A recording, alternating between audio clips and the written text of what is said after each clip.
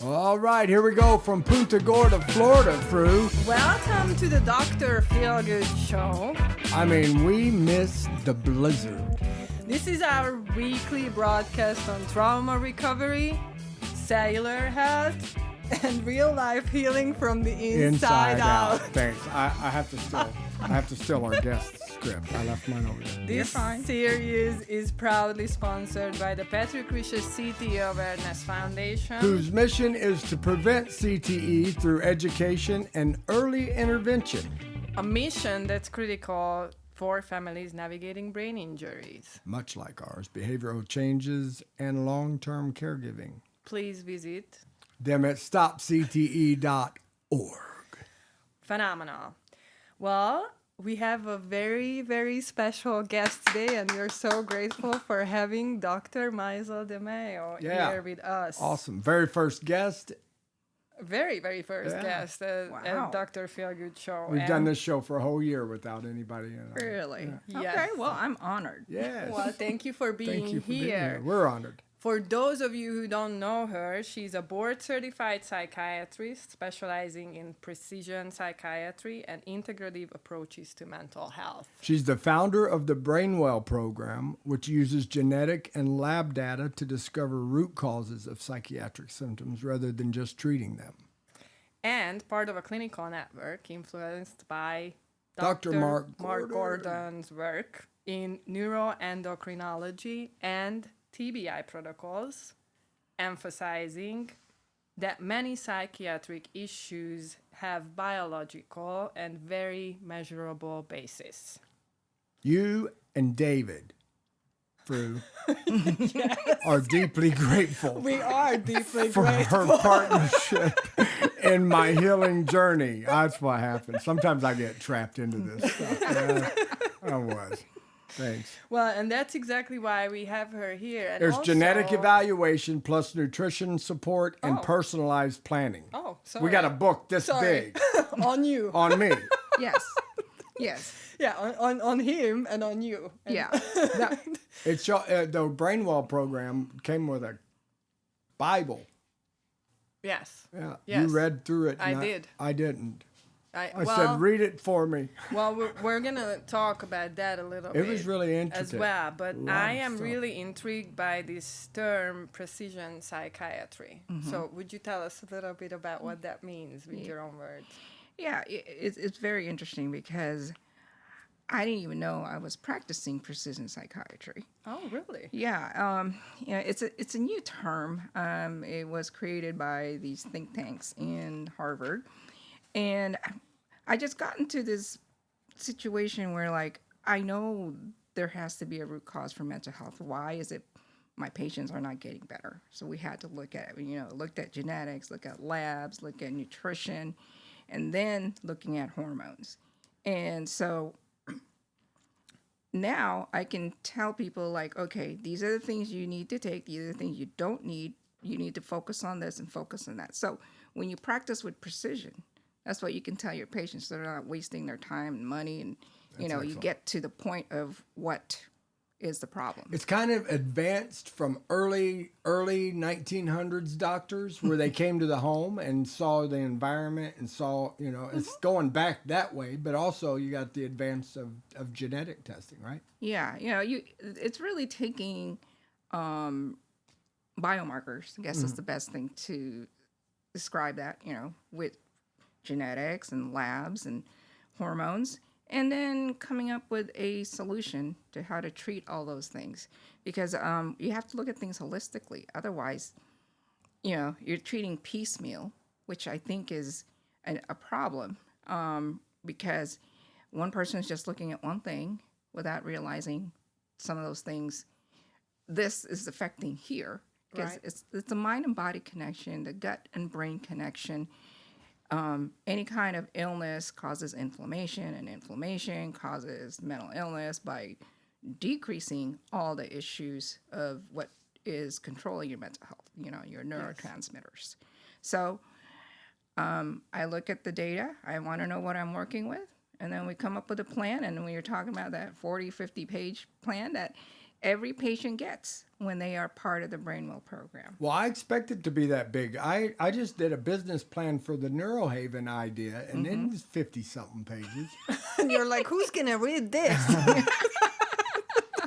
We need to hire somebody to we have read to this. be in depth for the investors. Yes. And Well, anytime if you want to do something seriously, you have to get down to the roots, right? so it's the coolest experience. I was just saying earlier before we started recording that I swore never to see another psychiatrist after I saw them for 8 years, and what they did was douse me with medicine, and they hurt me. The last psychiatrist I saw before you, he was a TBI specialist and a psychiatrist. He had both that specialty in his schooling, I suppose. I'd made him different, and so I'd already gone 4 years without seeing one. I said I wouldn't do it anymore. I kept having suicide like crazy in the first 3 years. My dad and mom told me I had to go, or they were going to file with the state that I get put in a state hospital because I was very dangerous. And so that's when I said, okay, I'll go. I wasn't gonna ever see a psychiatrist. I just didn't believe I didn't In like the the fact that hospital. if I saw a doctor, they said I was bipolar, and I go, why? And they said, because you're grandiose. And I'm like, what? Tell me the meaning behind that. And they said, godlike. I'm like, you're trying to tell me something about me, and you don't know nothing about me. Talk to me for 2 minutes. So that's why I didn't like psychiatry. But then when this guy, the last guy that I saw, he said, I can't help you. He listened to me for 2 hours. He said, I can help you get off all those psychiatric drugs that they had me on. And he said that you were on a lethal dose of 2. And it should have never been a combination of those 2. And I will apologize for the psychiatric medicine that did this to you. He said, if you wouldn't have had head injuries, he's the first person that told me if I wouldn't even have had head injuries, I would have been dealing with this. But he said it was due to the medicine they were giving me. And he weaned me off that psychiatric pile of medicine I was on and then cut me loose. He said, I can't do anything for you. That's where I heard about CTE.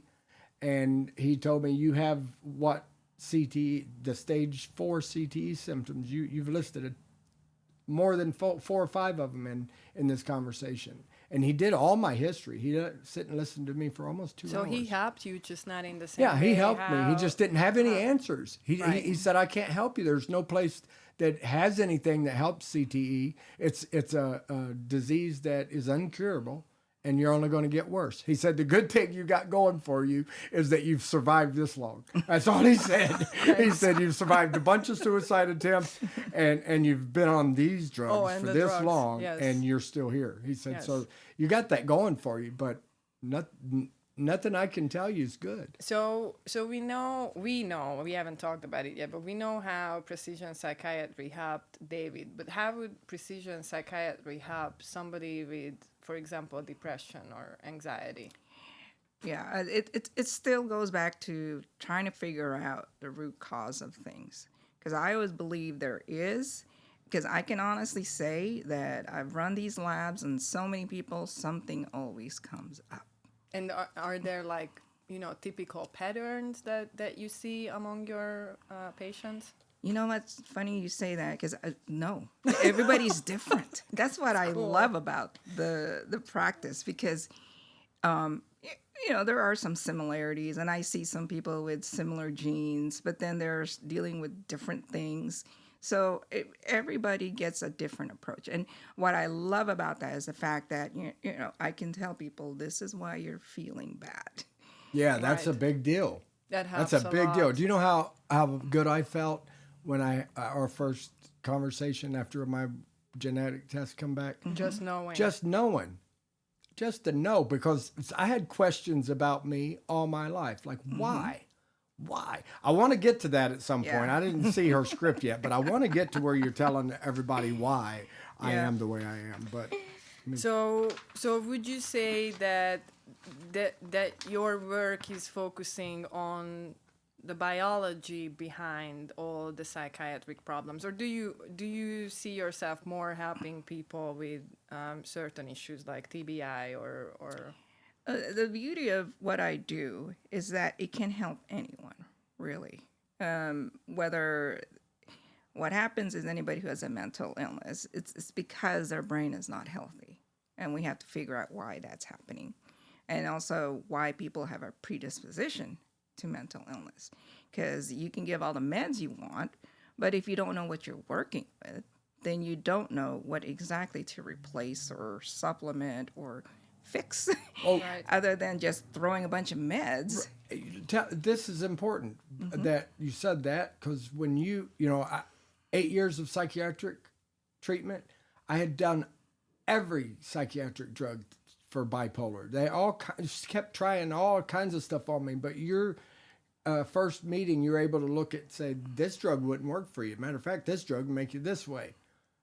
And by looking at my genetics, it makes it. I'm like, why don't every psychiatrist do this? And you said, what? Psychiatrists that think I'm crazy for doing it. Right? Yeah, you know. I'll fight them. Yes, you know, it's we have been taught a certain way. I mean, that's how I was taught in residency. Look at all the meds they've tried and figure out which ones they haven't and throw it there. Really? That's what I thought. I thought that. I said it had to be that way. They had to have been taught to do that. Yeah. it's like dermatology. It sounds Yeah, to me. Like, here, try this. Didn't work. All right, try this. Yeah, but I really believe that we are beyond that. And I think we have to start using It's the changing, tools. isn't it? Yes. You know, slowly. You know, Yes. there's still traditionalists out there, which I think this is part of Jesus coming back. I mean, I'm serious. It's a big shift. well, we can talk about that too. But, you know, Different Show's podcast. not about that. Different podcast. yeah. So please walk us through what a typical initial evaluation looks like, Yeah. so that if somebody wants to come to see you, what would they experience at first? Yeah, you know, I just want to hear their story first. Wow, know, very different. I want to hear, like, how did you come here? How did you know to come here? I'm always curious about that. And then also, like, how do you want to feel? You know, how do you see What does yourself? feel good feel like to you? Look like? Yeah. Yeah, what are your goals? Why are you coming here? Instead of just like, you know, here's another med for you to try. Because I like to be honest, by the time they come to see me, they've been on lots of stuff. Yeah. Right. Yeah. And it's kind of sad that I'm the last resort for these people. Right. But I'm glad you're here, though. I mean, goodness. yeah, but I guess people have to go through that, because if you're doing well on Zoloft, 25 milligrams, and you do that all your life and it doesn't give you side effects and you'd rather be on it, and you're doing fine, then, you know, that's not what I do. And they can continue to do that with whoever wants to refill their meds. But I'm here if you're interested in, you know, I really don't want to be on that medicine anymore. Can you help me, doc? I said, okay, but I got to have you do these things. Got your genetics, run your labs, hormones, inflammation markers, and you got to do some things that I may still need for you to do beyond that. Lifestyle medicine. Yeah, lifestyle medicine, but also like dig a little deeper to why these labs may be abnormal. You got to get a lot. Look, you're going to drain you of your blood. Yes, I know. It's a times. lot. Over a 12-month period. Yeah, it is a lot. Yeah. It's all right. It's worth it. Yeah. I mean, I'm telling you, when you're desperate enough, I've been desperate enough. I would have done anything. You Well, beat maybe- me with a stick. Okay. I don't know if, like, okay, so how often do you get patients who come to you and say, okay, I've been taking Zoloft for 15 years and now it's no longer working, so I need to figure out something. Do you get this type of scenario? Yes, I do. And then again, it goes back to the basics. What am I working with? You know, are you prone to something in your genetics that makes you prone to mental illness? So we got to find that out first. And do you find that it's mostly the genetics that makes you give them a different plan, or is it more like the whole picture together? It's the whole picture, because genetics is only one thing. You can have the worst genetics, but if you've had a good life, you're not going to have a lot of problems.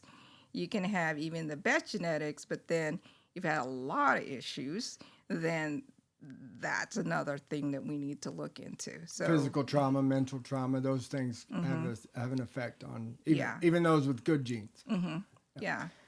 And even then, then I you mean, have to all look of at our the genes are labs. good. Don't get me wrong, Mom and Dad. I'm not. I'm playing. I'm serious. People can get like. Well, I know. I got a kid that what he just went through, No, and he's got my genes. I didn't want to get technical here, but that's actually an interesting point to me personally. So I hope it's gonna be for others too. I always tell people that there is no such a thing as bad genes. Like you kind of get into this a little Yeah. bit. Like, so would you explain a little bit to listeners who wanna geek out on like what the environmental factors actually do to genes, is how this turning off and turning on thing works that we keep hearing all the time. Yeah. Sometimes it's toxins that can turn on, bad genes. When I say that, I mean, if you are deficient in your ability to make serotonin, dopamine, norepinephrine, and then you're under a lot of stress, then you're asking your brain to do more than what it can do. That's an issue. And I started really looking into the immune system. Let's just say, you've had depression all your life, and maybe it was toxin related. And are you a person that has difficulty removing those toxins? Are you also a person who's highly prone to inflammation? Those are the new things that I've learned in trying to analyze somebody's genes. I can explain a little bit better why they are in their state. I see. Yeah. So go ahead. Is this a good time for you to like tell my story? That's exactly what comes right here. I would love.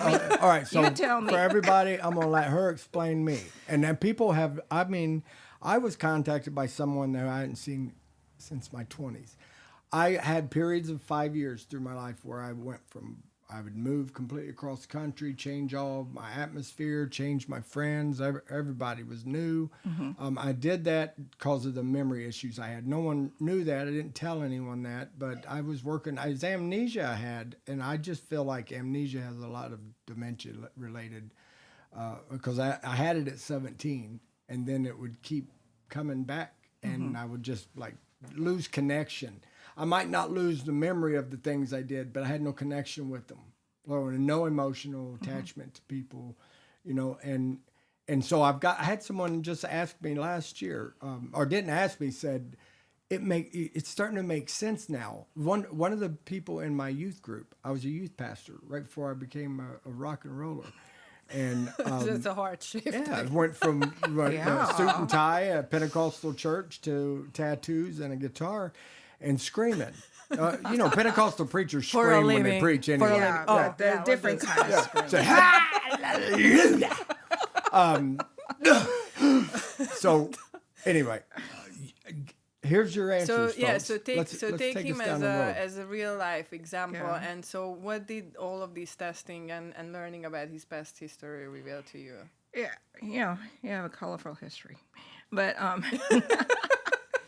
but obviously, cases of head injuries and mental health issues, substance abuse issues. I like to ask my patients actually, like, how do you feel when you use alcohol or drugs? That tells me more, about like why they would do that, and then I can guess, what's going on with their genetics. Let's take someone like you. You were born with a deficiency in the MTHFR, enzyme that cannot metabolize folate to L-methylfolate, which is the activated form.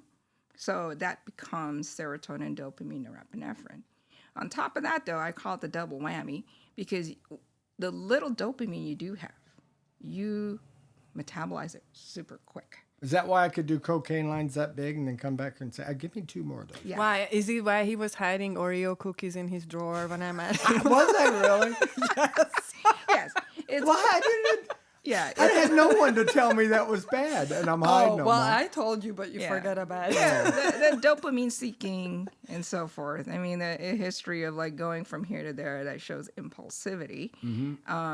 And then you were just compensating for the fact that your memory is not that good. It's because of you were already prone to poor memory because of the low dopamine, and then tack on the drugs, alcohol, and the head injuries, you've just, really, really hurt the brain and its ability to function the way it should. Yeah. But you did not have the knowledge that this is what's going on and this is what you need in order to make sure those things in the brain are functioning or at the right I was level. doing my best to feel good. And the only thing, I knew something shifted in my 20s, and I felt depression through sadness and a divorce turned me, and all of a sudden I didn't have joy anymore. And then just one day, a guy that I hung out with through work was drinking, and we were doing a show where we sold some stuff at for a bike show, polish and stuff. And he handed, hey, let's drink it. I'm like, okay, no problem, man. And so the more I drank, the more I sold. I was like, my personality came out, and I had no idea that I could drink and have this much fun and be this good of a salesman. And so I started drinking to feel good. Yeah. And then, of course, I found pain pills, and I'm like, what? Dopamine seeking again. But what the problem was, I mean, like everyone else, be like, take one of them. I'm like, okay. Okay, I'll take 2. And within an hour, I'd already chewed. I had just taken them. I'm chewing them up. And I was Yeah. trying to snort them and then shooting them up. And it just went on and on and on. But I wasn't partying like, I mean, I was for a few years. But I mean, I was really trying to feel good. That normally people think, and I think that's why the shame is associated, with the drug use, is that they're just thinking that you want to party, and that's why you're doing it. And it's very, very little understood that we are trying to self-medicate for, a good reason. I mean, when you're a young person, a lot of young people don't have a whole bunch of trouble. Now, there's a lot of young people that do, but there's a lot that don't, that just party their hind ends off. And then they quit and move on about their life. Right. Those that hang on to grew out of it. They never did grow out of it. They're the ones that are hurt and they're crippled and needed something. Yeah, there is a genetic predisposition for that. So, self-medication is one thing they do. Because I don't blame people who do these things because that's all they know. But, now that they come to see me and I really explain to them, these are the reasons why you have to take more natural things to make those missing neurotransmitters. There is no better high than is the that natural difficult high. to do in I know that probably the patients who come to you, they know what you do, but is that difficult for you to show people that the reason why you're doing this is because you're trying to feel good, and if you do this program for 6 months, 12 months, however long, you're actually going to feel great without all the side effects. There's no better feeling than feeling good without something. Yeah. So some people get impatient and they can't finish the program, and I do. That's why I tell them it is a year-long commitment, and sometimes I don't always get it in the first year. We have to keep going until we get it right. But every patient who does complete it that far into the program, they are already seeing some signs. They want to keep going. Yeah. So you want to tell me what signs are you saying you want to keep going? I personally felt the reason why I was cocky all my life, because I had a brain that was unlike anything I'd ever seen. I mean, the brain I had when I was young is so intelligent and super detailed about everything. Organized, collected information that was other people didn't collect, the details that my brain collected. And then able to communicate it. I could communicate with folks in such everybody would bring their stuff to me. That way I could say, look at it this way, because I could give them a different view of it and see things in a better light. But I lost all that over the years. And so I got that back this last year. I felt it come in, and I'm ready to get even better than that. You better watch out. You're not going to be the smartest person in the family. I'm not afraid. Yeah. And, the good news is you're taking everything that was required of your genetics and your labs and your nutrition, and also working on getting the brain healthy. You constantly worry about his safety. Then why aren't you worried about this? Protect his brain. Prevent CTE. Learn more at stopcte.org. And all that comes together because there is not one magic pill for what I do, because people are different and complicated already. They dealing with all kinds of trauma in the past. They dealing with illnesses. We have to take all that consideration. But the moral of the story is, it's still about getting the brain healthy. We can get the brain healthy, but we need to figure out how to get it healthy. Like if people who have methylation problems, like MTHFR deficiency, they have difficulty removing toxins. So if that's something you gave me, immune detox. Yeah, that's another one. Especially for someone like you, because I think you did have quite a bit of like inflammation. I Yes. still do. Yeah. I mean, it's not as bad at all, but Yeah. like I had it all over me. Everything hurt. Yeah. I have 27 fractures, and I always tell everyone I got arthritis in every bone. It's like a joint. Yeah. Every crack on my body feels like an elbow full of arthritis. Yeah. And I really think, too, that inflammation can go to the brain, cause neuroinflammation, and that can interfere with anything that I may also do for patients. So I just have to tell them, you got to be patient. We have to do things slowly, and eventually you get there. Yeah. It's hard. But that's what we're here for, to tell them to keep going. No, you found out that I had dairy issues, Hashimoto's, right? Through the genetic tests. No, that's through the labs. That's part of the Gordon protocol. Oh, the Gordon red flags, biomarkers. Yes, yeah. That's important. Yeah, so this is why we have to look at the genetics and look at the labs, look at the hormones, and come up with a plan. The labs are the thing he worked on for like 14 years. Yeah. And did you met him at a convention or? It's funny because I didn't know really anything about him. My brother saw him on Joe Rogan, and then I don't know, he found out that he created this protocol with the Millennium Protocol, so we signed up for it. And he called us. Oh wow! Yeah, and I didn't know my brother was talking to him. So you were basically already trying to figure out what he that's well, I wonderful. signed up for the program, to learn more about that. I didn't realize it was a whole AI that he created. So this is where I talked to you earlier about this. Like, AI is a tool, but you still have to have the brains to figure out like what AI you need. And then sometimes even the results may not always reflect what I do for patients, because he also taught me to treat the patient. Yes. Not the labs. I mean, you can get a wrong, Yeah. An incorrect lab result. And if you're not paying attention to your patient, then you can go off completely on your plan because... Yeah. And so that's very important. Okay, let's just say, for example, you're a person with like low growth hormone markers.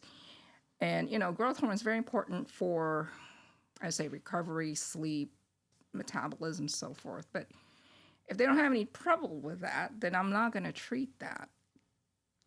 Right. So, then we move on to the next thing, like if they have like, and he's always like this, where you have to get things to the middle to try to see how much improvement that they get, because everybody is different in how much they need. Females, for example, are very, very interesting because I think so. Thanks. When it comes to hormones. Seriously. So yeah, that's a good one. So the whole point is, there are some females who require a higher level of testosterone, and that's okay. And that's okay, so long as they're watching the labs and making sure they're safe and they can continue. As long as you listen to them, right, and ask the questions, how do you want to feel? Because obviously that's gonna be in line with different personalities, right? Yes, and when you say that, like, I had this patient. She was very active, and she got into a bike accident, head injury. She was depressed for several months, and so like, her wife was my patient, so told her, you need to go see Dr. Damayo. Yeah, and we did, ran the genetics, ran the labs and hormones, and I'm giving her like HRT, but it helped her recover from that injury. and he got her up to What's do HRT? things, Human? uh, No. hormone replacement Hormone therapy. replacement Yeah. therapy. Okay. So, that's a general term. But, like, I had her actually on actual prescription HRT. Oh, wow. Okay. Yeah. And I saw her, like, I don't know, last week, I think. And, yeah, her labs were a little bit higher, but she's like, don't touch anything. Oh, wow. I feel good. I'm going to, she's going out and doing things instead of Awesome. sitting at home feeling sorry for herself. I said, I'm not going to change anything. That's awesome. Yeah, because it's all about what the patient responds and how they're feeling. Yeah, absolutely. And that's beautiful, because I really think that, if we can say, like, really shortly what's missing from Western medicine, it's just that attention to the person. That, it's not just the numbers, but there is an actual person, and you kind of have to consider the whole thing. It's a whole package. Yeah, exactly. Because early on, and with me doing HRT, I had some women who were really high testosterone when I come back out to treat them, and I knocked them down, and they did not feel good. They don't like it. Yeah, I said, okay, Awesome. we'll get it back up to where it is and get you back feeling good again. So knowing that you work with this protocol, with protocol of Dr. Gordon, I should say, like, how would you describe what it added to your work, like how it enhanced it? Oh, I always knew that hormones was the last piece of the puzzle for anyone. I just didn't know how to approach it. And I'm so glad that I met him, because otherwise I would have learned it the wrong way from someone else. His focus was mental health and hormones, which is very, very different compared to other people, because his focus was traumatic brain injury and how he has this patient, Andrew Marr, who was I don't know. He was on, the Green Beret. yeah, he was on so many meds. And then, he asked him to come in and get at least testosterone treatment. And it just totally changed his life. Yeah. Quit drinking, got off all the psych meds. Wow. It's wild. Doing good. You know that I always was a big dude. I lifted weights and I was strong as an ox. And then in 2009, my testosterone tanked. I had the accident where I had my head really bad in a head-on collision in 2008. And so that was the first time in my life I ever felt that testosterone disappear feeling. And I was just, and I had no energy and no strength. And, but that's an important thing that I think a lot of folks with traumatic brain injuries, they don't know anything about that, because the doctors never said a word to me about it. Even when I was down, they wanted to give me testosterone shots. Your mom told me that after your 2008 head-on collision, you had at least 7 to 8 suicide attempts in the first 12 months. So I actually want to talk a little bit about that, and I'd like to hear your clinical experience with how neuroinflammation plays a role in that. Yeah. Okay. I was like, I'm sorry about that. Sorry, Karen. I remember that I had a suicide attempt and waking up in the hospital, and my mom's so excited they got an answer why I'm doing this, and it was my thyroid had stopped functioning. So that's gonna fix you. They put me on levofloxacin or whatever. Levothyroxine. Yeah, worst idea in the world. Because In his clinical opinion. it just kills your thyroid. Yeah. So yeah, right. I heard Gary Brecka talk about that, and Yes. I'm like, dang it! No Yeah, he wonder I explains don't it respect pretty- doctors. I'm getting respect now. I'm glad you're giving us a chance. It's coming back to me. I always say you want to, just live long enough. You might have an opinion of something negatively, but if you live long enough, it can change. Just give it time. So it has. I respect you guys now. Thank you. I appreciate You that. and Yeah. That's why we do 28 biomarkers just on hormones alone, because When you say 28 biomarkers, labs, That's just a for the lot of- neuroendocrine system. that's why all that blood's taken. Exactly. On top of that, I add a little bit of other stuff, but that's the whole point. We want to know if there is a hormonal deficiency. Is it coming from the brain? And what you brought the point. I'm like, yeah, you've had low T, and you had this brain injury because of inflammation. It starts to attack the parts of the brain that controls the hormones, so it does not respond to if you have low T, low testosterone, and that's why we use before we even reach for testosterone, we try to get the brain to start functioning again or help it along. And that's why we use the medication clomipene, because it acts like a testosterone stimulator. And you can probably not have to even give testosterone to men right away, but use that to promote the body's own, synthesis of it. So for all of our listeners that are going to the doctor, I know it. They did it to me. So I know they're doing it to thousands and thousands of other ones that are giving them testosterone shots. They did it to me. The downside of that is your body stops producing testosterone. Right. Yes. And then, so you're killing your your testosterone maker. So you're going to be dependent on cypionate or whatever it is they were giving me. I think it was cypionate in the shots. And that kills, it's just like the levothyroxine or whatever that's called. What is it called? Levothyroxine. Levothyroxine. I was close. I took that for 8 or 9 years. And my thyroid came back due to a miracle that Frood pulled out of these singing bowls. Bowls.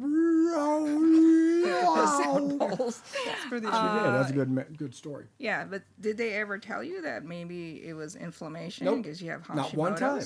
No, not once. That's why I want you to explain it, because there's thousands. I talk to them all the time. They're going to go do what the doctor says. Right, and they really don't understand They don't understand why it. they should, Because the doctor won't tell them that. why they should treat the root cause rather than just the symptoms. That's important to hear from. We talk about it a lot, but your credentials are going to be more powerful here than our personal experience, I guess. Yeah, the goal is to try to get the patient to those long-lasting results that they've been looking for. Yeah. So, even you talk about thyroids, you have Hashimoto's. It's really a sign of inflammation. And there is a correlation between Hashimoto's and vitamin D deficiency, and you're very low in it. So we're still working on bringing that up. And, there's some people that can't make D or absorb D and so forth. So that's a genetic issue. I can't recall what yours was, but maybe it has something to do with, nutrition. But the whole point is vitamin D is an anti-inflammatory, antioxidant hormone also as well. So if that is not where at the level it should be, you are going to be prone to inflammation. So that's why we have to support all your antioxidants, the C, D, and zinc. That's why we check those things to make sure. And to get back to the question that didn't get answered, what does that do? What that neuroinflammation is going to do to somebody who's showing suicidal tendencies? Oh, the whole thing is inflammation itself can totally disrupt how a brain works. It can deaden the cell, like you don't have enough ATP production, and then you don't make enough neurotransmitters. So if you don't, and then the whole thing about with the brain injury and inflammation, you become also deficient in your hormones. So it's this whole picture. It's going to change completely how you feel, right? I mean, if it's not clear enough for people that's why somebody's taking their lives because they don't feel themselves, then I guess they just have to take your words. Right. Yeah. And then you also still have to look at their cholesterol level, because if you're low cholesterol, then you can't make enough hormones either, or you can't have enough healthy brain cells, because the brain cells is a lipid layer. That's what protects it. Right. So it's not an easy answer why people get suicidal, especially with a brain injury, but it's all those things. That's why I say it's my cells, they're in such a battle with all the toxins. Yeah, trying to survive. And they were created to take out what's causing us to be ill. And so I said, it's us. We're the one eating the wrong food, and so the cells are stressed out and hopeless. So they turn on the body and take this guy out. He's the one killing us. But That's what I say. I don't know if that's true or that's not. where usually people get offended. So Yeah, I let know me it. let me say, Fix it, well, sure. yeah, let me fix it a little bit. So the moral part of it is really that when you don't feel right, you keep sending this message to yourself that you don't want to live anymore. And so, if you, like, we're talking about like oxidative stress and things, that influence how your cells work.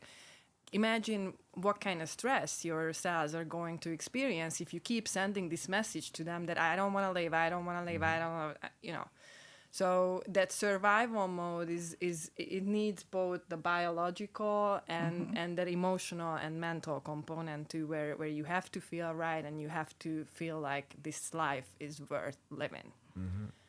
So would you agree with that, or would you? Yeah, you still have to be able to know like what's causing that.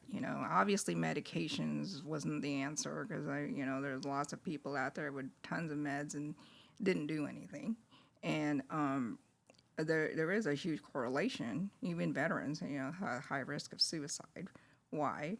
Brain injury, blast injury, those kinds of things. And you don't know what you don't know. So that goes back to your example where you don't know that, eating Oreo cookies 6 times a day is going to make things Right. work. So My, my cells are like, turn on this dude. He keeps trying to kill us.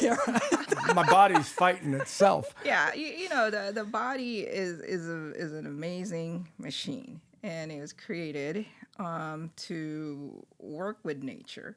And you're putting things that, let's talk about like preservatives and, processed food. It doesn't like that. Right. Doesn't like that. So it kind of sees it as inflammatory too. At the same And then time. also the factor, that comes to mind to me right now that your gut is sending signals backwards to your brain also. So like when you're putting all those toxins and your body is working really hard to get rid of all of those toxins, what kind of signals is it going to send back to your brain? Yeah. Well, the whole thing is if your gut is not healthy, then your brain is not healthy. Right.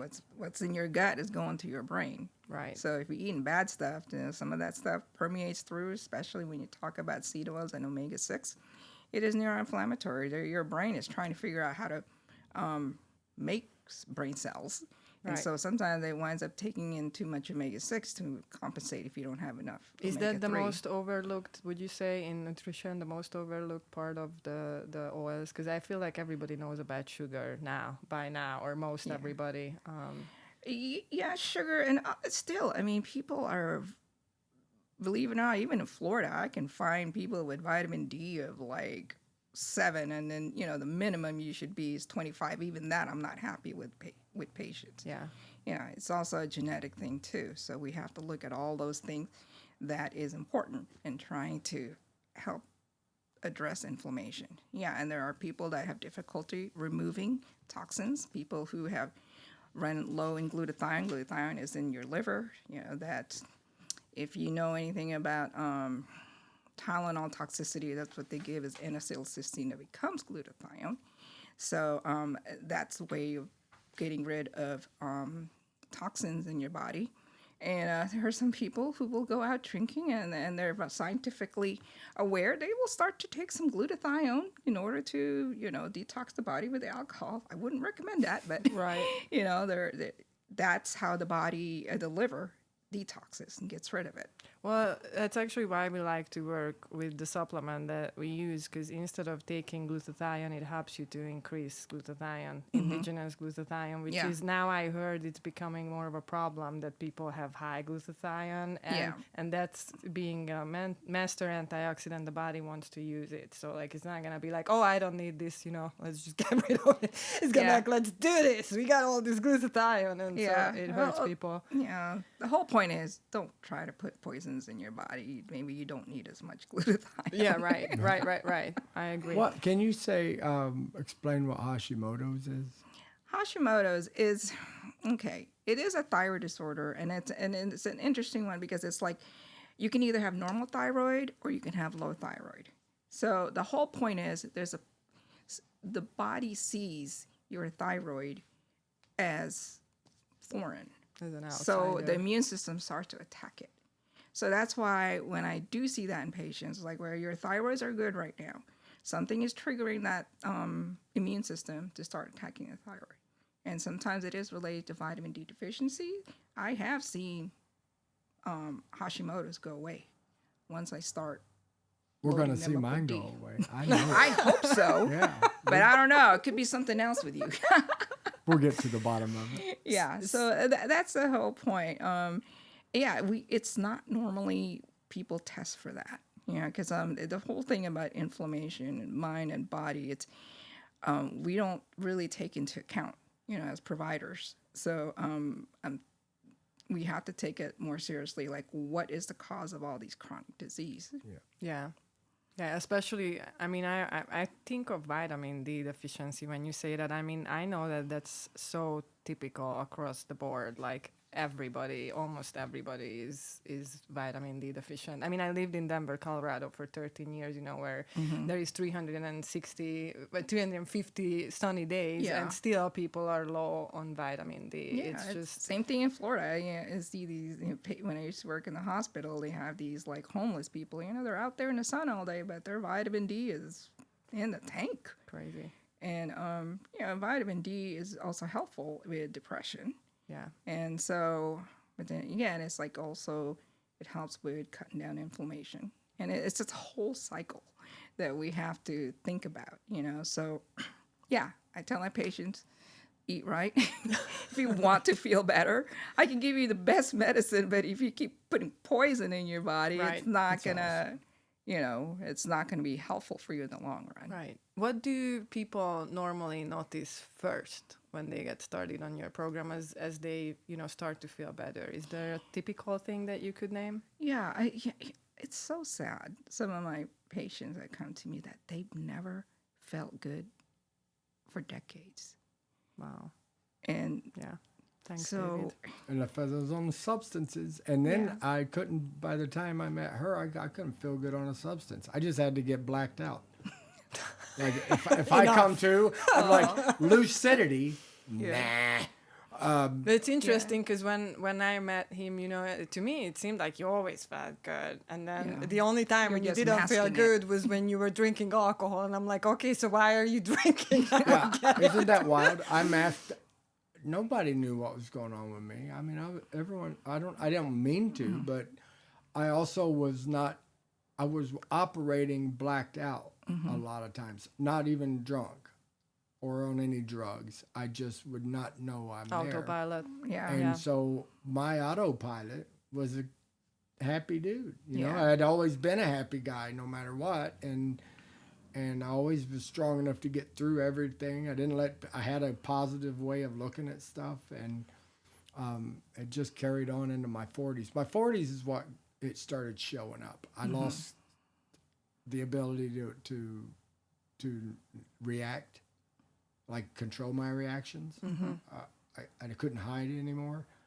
And so then it started showing up as I'm a psycho and going to jail and A little too much. overdosing left and right. Yeah. You knew how to deal with it the way you did. But now these are the things you got to do. You got to take care of your brain, take care of your body, make sure you supplement, because based on your genetics, you're prone to mental illness and ADHD. So that those are, and sometimes people, impulsivity, and sometimes everybody gets diagnosed bipolar. And I don't like that diagnosis as much as I used to, So I would like to know why. There is a genetic predisposition for it too. Like for people who have low brain-derived neurotropic factor, they have a genetic deficiency to not make that much. And believe it or not, lithium can increase that. That's lithium orotate? Or Yeah. Yeah, that's when you put that on me. Would you? It's a supplement, Yeah. y'all. But in the psychiatric world, lithium. There's a thing called the lithium shuffle. Yeah. And I've stayed in the hospitals I a don't know lot. anything about Okay, it. well Yeah. I could stand up and show you how it goes if I could walk across the room. So, it's important that What is that difference in the psychiatric lithium and the supplement that you give? everybody needs lithium in their body. That because of our diet, we have lithium deficiency. But I use it also to treat people with brain injury who tend to run low in brain-derived neurotrophic factor. So it's interesting that in my training, you know, attendings would say, the only thing that she would respond to is lithium. I said, again, this person's bipolar. I said, well, maybe it's because the fact the brain is not healthy and the lithium is increasing those proteins to get the brain healthy. So, I mean, there is, in a way, when people have a low brain-derived neurotrophic factor, it sort of is the bipolar gene. But I don't like labels, I understand. I got a disability check because of it, though. It does sound point. Oops, thanks. I'll take a check for that, please. I'm bipolar 1 disorder, Yeah, well, polysubstance abuse. they too. have to put a label in Polysubstance. it to try to. Right. I was like, that ain't bad enough. You're going to call me a polysubstance abuser? Well, yeah, sometimes I think people, we talk to a lot of people who are like, but is there a diagnosis for CTE? And I'm like, can you shift a little bit and realize that maybe the diagnosis is not as important than fixing the things in your life that will help you to get better, and they don't like it at all. And I think, please tell us what your thoughts are about that, because what I'm trying to tell them is what I learned, is that a diagnosis, the purpose of a diagnosis is to provide better treatment. So what's the point exactly to get a diagnosis for a condition that we don't have a treatment for? Yeah, the CTE is really just another syndrome, and it's explanation what causes that. So, but there's a reason why they become that. It's because of all these things that's gone on, the repetitive head injuries, genetic deficiencies, hormonal deficiencies, that. So in a sense, CTE can be treated, but we need to know what the person's biology is. It can be treated when you're treating the root cause. Yeah. Right. So if I go to a Western medicine doctor and they offer me, a diagnosis for CTE, then what are my chances that I'm going to get better? Yeah. There is some truth that people who have chronic, traumatic encephalopathy, they are prone to dementia. Yes. And I've been starting to test my TBI cases for the proteins, and they're positive. And if they don't have a family history, but I think that's probably what's happening is the CTE that's causing that dementia. But, we're going to work hard at trying to get to that point where we're going to get the brain healthy and start to work, and then bring the, support the immune system. I'm so happy I'm a part of this. I'm telling you, it makes me right. When I went to the doctors, that's what I told them in the beginning. I'm like, you guys got it. If you're smart, you'll spend more time with me and write a book about it. Because I got something. You study this out. Because I'm going to win. I'm a winner. Even when I was suicidal, I was winning, because if I died, I got to heaven first. The Bible says those who are dead in Christ shall rise first. I'm getting up out of here. And, there was a point in my life where that's all I could look forward to is dying. And now I don't feel that way at all. Hallelujah. I'm so happy about Amen. I look, when you have a belief in a higher power that is eternal, then it only gets better when you die. To live is Christ, but to die is gain. So, I look forward to the other side. But, man, there's heaven on earth. When you feel good and you got the right environment, and you can change your environment by what you can change the reality in your life. Yeah. By how you see and view things. Yeah. That's why I say you can change the whole world by how you view it. Yeah. You just change the way you look at the world, and the whole world's changed. Yeah, it's important also. Yeah, I mean, we talk about putting bad things in our body, but what are our relationships like? If you continue to be in a toxic relationship where you're berated and beat up, and that's not good either. You know, you got to get yourself Gotta out change of that stuff. that. Yeah. So for those, you said that the most, you hear it most often that people didn't feel good for like 20 years or whatever. Like, I know there are a bunch of people listening this right now and they feel that way, even if they, you know, didn't put that into words. What would be your suggestion for those people? Well, they need to find somebody who that will be able to do a deep dive on what's going on. And yeah, I didn't finish that thing where I said about like patients have not felt good. It's such a rewarding feeling to hear them say, for the first time in my life, I actually feel good. Yeah. Yeah. And then, you know, some patients will say, man, I wish I found you sooner. Yeah.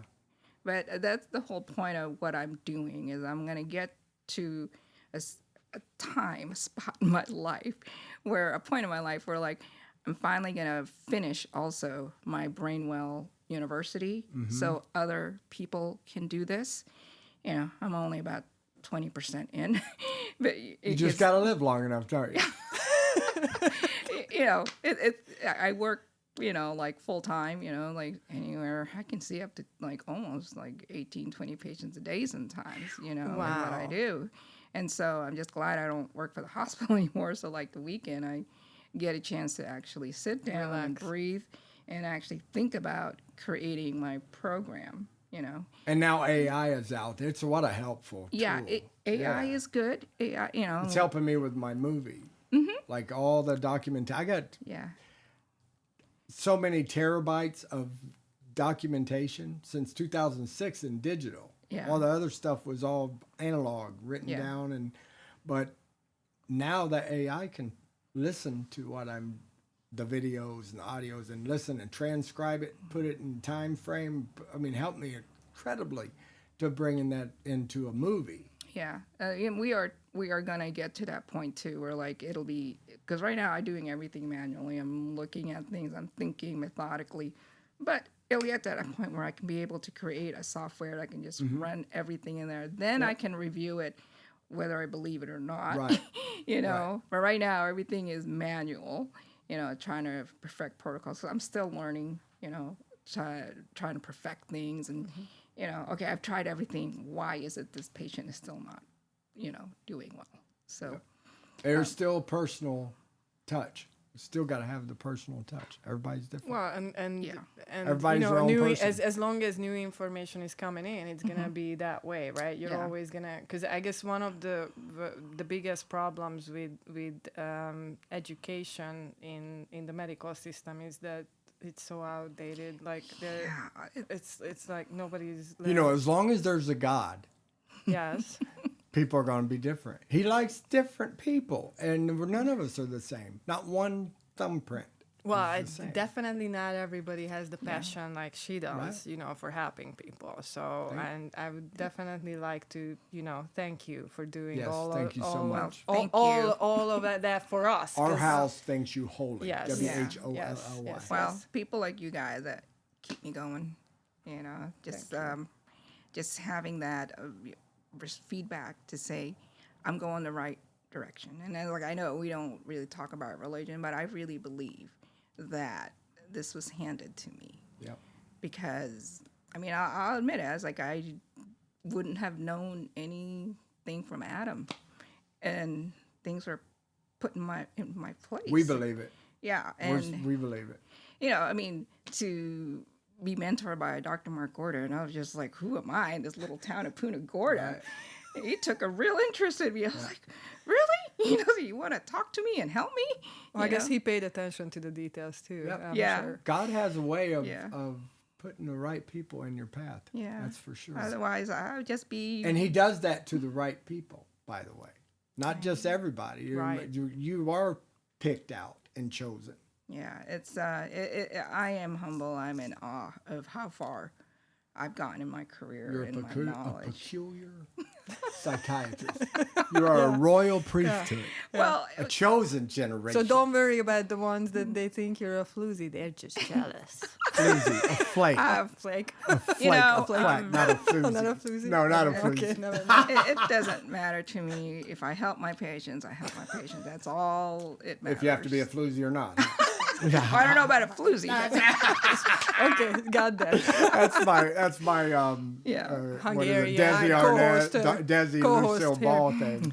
So where can people read more about you? I mean, I know that Paradise had behavior and they can find more about you, but what you do and like the program that you work with, what would be a Yeah. good Well, place they to can find just go to paradisebehavioral.com/brainwell.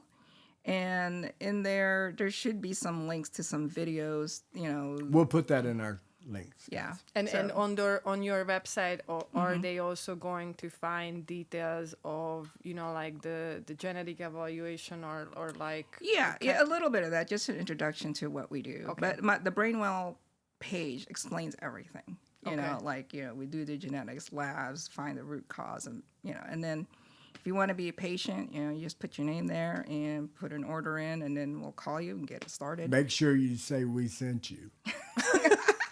Otherwise, David is gonna come and have a talk with you. Yeah. I want her to know how awesome it is that Well, we are her I- patient. I'm her patient. I think she knows. She's got that book over there. Taking notes.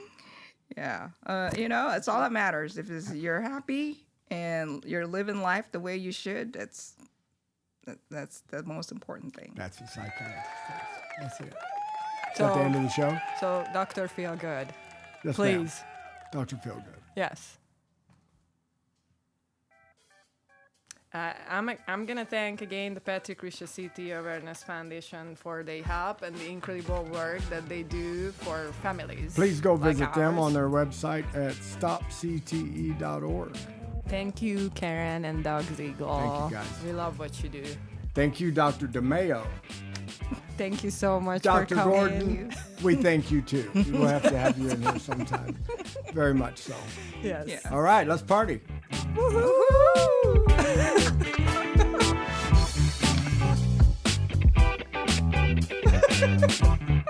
Goodness. That's it. All right. You constantly worry about their safety. Then, why aren't you worried about this? We've known the big hits are bad. Now we're learning all those little hits can be worse.